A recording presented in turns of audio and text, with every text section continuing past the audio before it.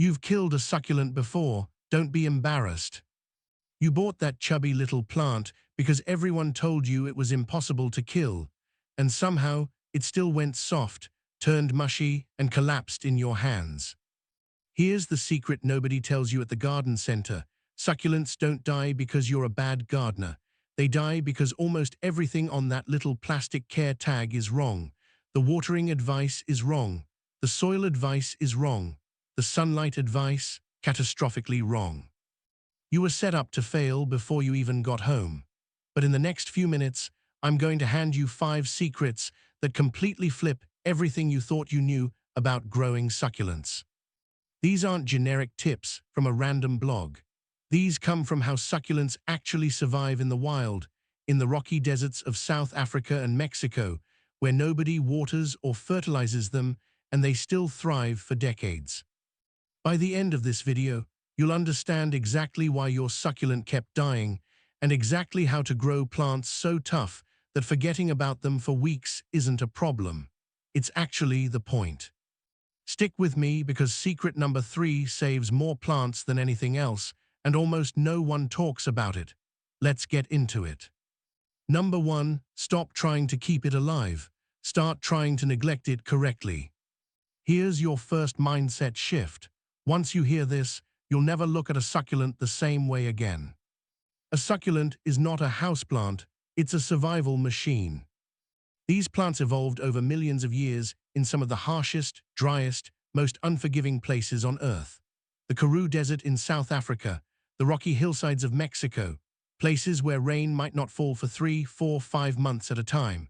And not only did succulents survive those conditions, they thrived in them. They developed thick, waxy leaves specifically designed to store water for long, dry periods. They developed shallow, wide-spreading roots designed to catch the smallest drop of rainfall and hold it. Every single part of a succulent is built for one purpose: to survive without your help. So when you bring one home and start fussing over it, watering every few days, misting the leaves, you're not helping it, you're confusing it. You're taking a marathon runner trained in the desert and locking them in a warm room with too much food and zero exercise. They don't get stronger, they get sick. The thing you do out of love is the thing that kills it. Here's what you need to do instead. Change how you think about your role. You are not this plant's caregiver, you are its landlord. Your job is to give it the right conditions and then get out of its way. Find the brightest spot in your home or garden and put it there. And this is the part that will feel deeply uncomfortable at first, leave it alone. But here's something even stranger. Sometimes you can do everything right and still fail, simply because you bought the wrong succulent for your home. We'll come back to that. But first, we have to fix the ground it sits in. Number 2, the soil trick that gives your succulent the foundation it actually needs. Now let's talk about soil, because this is where most people go wrong before they even bring the plant inside. You've probably heard well-draining soil 1,000 times, and you've nodded along thinking the regular potting mix from the hardware store counts. It doesn't. Regular potting soil holds moisture like a sponge.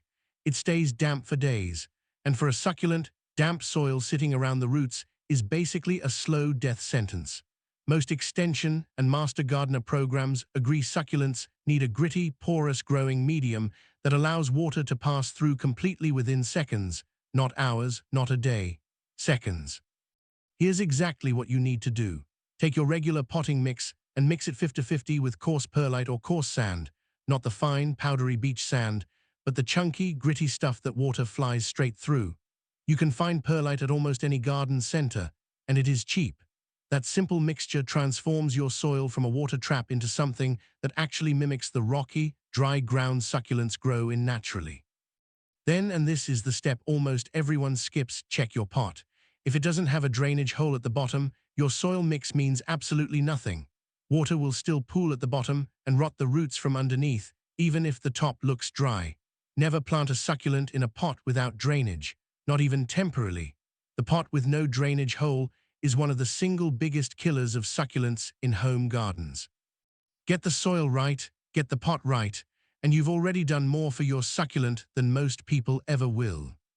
Number 3. The watering rule that saves 9 out of 10 succulents. Okay, this is the big one. This is the secret that, if you take absolutely nothing else from this video, will single-handedly save your succulent and change everything about how you care for it going forward. Are you ready? Water your succulents only when the leaves start to wrinkle. I know that sounds alarming. Every instinct tells you that a wrinkled, slightly soft leaf means your plant is in trouble, but a slightly wrinkled succulent leaf is not a cry for help. It is simply the plant telling you, calmly and quietly, that it has finished using its stored water and is now ready for more. That is completely normal. That is exactly how succulents are supposed to work. Here is what most people do instead. They pick a day, say, every Sunday, and they water the plant whether it needs it or not. Every Sunday, rain or shine, summer or winter, the plant gets watered. It sounds responsible. It sounds caring. But what it actually does is keep the soil in a constant state of dampness that slowly, quietly destroys the roots from the inside out. Succulents store water directly inside their leaves and stems, meaning they carry their own personal water supply with them at all times. They do not need you to top them up on a schedule. They will tell you when they are ready. Here is the rule that actually works. Look at the leaves. If they are firm, plump, and glossy, walk away. The plant is full. If the leaves are slightly soft, slightly wrinkled, and have lost a little of their shine, that is your signal. Water deeply and thoroughly, soaking the soil completely until water runs freely out of the drainage hole at the bottom. Then walk away again and do not water until the soil is completely bone dry, not just dry on the surface, but dry all the way down. Stick your finger 2 inches into the soil. If you feel any coolness or moisture at all, leave it alone. Do not water. In winter, you water even less.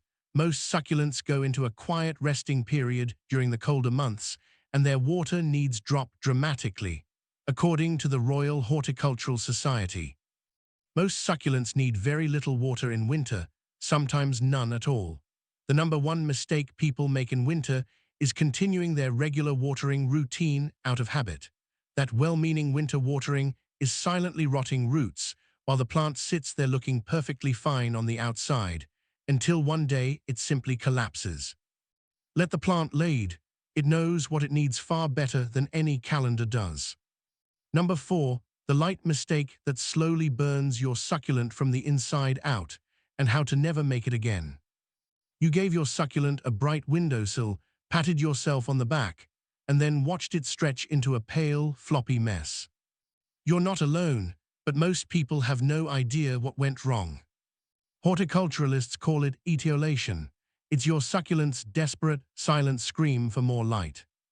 Most succulents crave very bright light, and many of the most popular varieties need several hours of direct sunlight each day to stay compact, colorful, and healthy.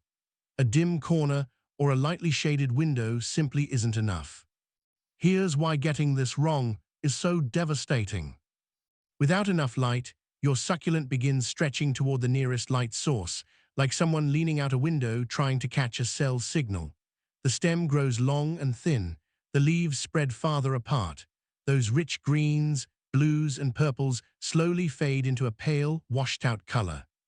And here's the worst part. Once a succulent stretches, it doesn't shrink back. That growth is permanent. Moving it into better light won't magically restore its original shape. The only real fix is to cut off the healthy top, let it root again, and start over, losing months of growth in the process. Here's how to avoid that nightmare. Give your succulent the brightest location you have. For many varieties, a south or west-facing window provides the strong light they need to thrive. If your home simply doesn't get enough bright natural light because it's heavily shaded or you live somewhere with long, dark winters, don't worry. A basic LED grow light is one of the best investments you can make.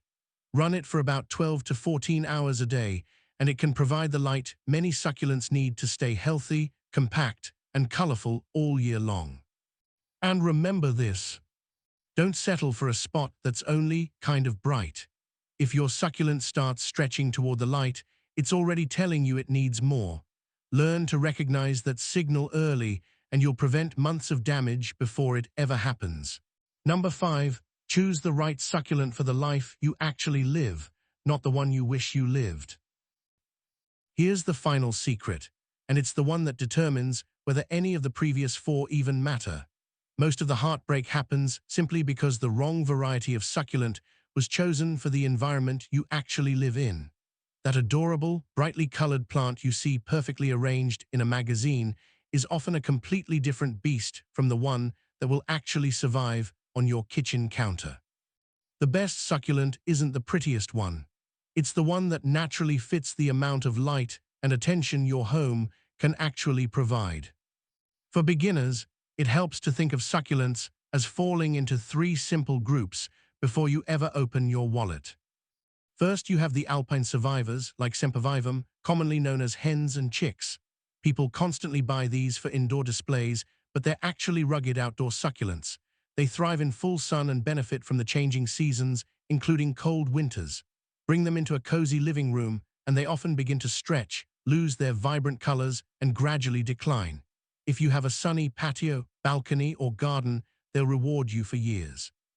If you're looking for an indoor houseplant, this isn't the succulent for you. Second, you have the sun-worshipping divas like Echeveria. These are those perfect pastel rosettes you see everywhere. But here's the catch. They're some of the most light-hungry succulents you can buy. Give them the brightest location you have, ideally a south or west-facing window where they'll receive several hours of direct sunlight each day. Without enough light, they quickly lose their tight, sculpted shape. The stem stretches, the leaves spread apart, the vibrant colors fade, and before long, you've got a tall, pale plant desperately reaching for more light instead of the beautiful rosette you brought home. If your home doesn't have a very bright window, you'll have a much easier time choosing a different type of succulent.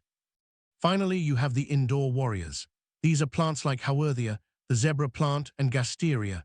Thick, dark green, and tough as nails, these are some of the most forgiving succulents you can buy. If you want a succulent for a normal, brightly lit living room, this is the group to choose.